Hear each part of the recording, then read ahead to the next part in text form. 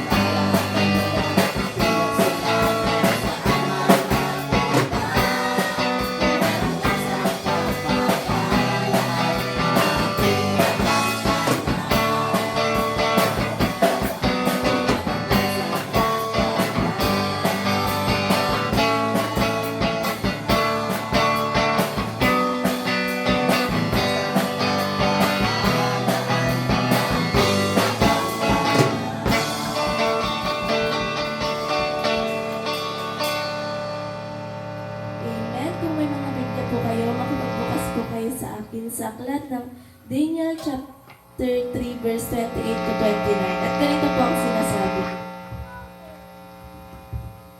Si Nabucodonosor ay nagsalita at nagsabi, "Purihin ang Diyos ni Sadrach, ni Mesach at ni Abednego na nagsugo ng kanyang anghel at nagligtas sa kanyang mga lingkod na nagsitiwala sa kanya.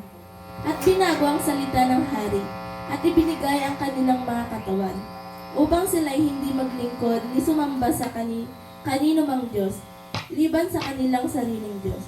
Kaya't nagpapasya ako na bawat bayan, bansa at wika na nagsalita ng anumang kapuluan laban sa Diyos ni Sadrach, ni Mesach at ni Abednego, pagpuputol-putulin, at ang kanilang mga bahay ay gagawing dumihan, sapagkat walang ibang Diyos na makapagliligtas ng ganitong paraan.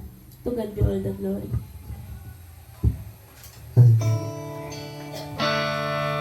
Yes, Lord. Hallelujah.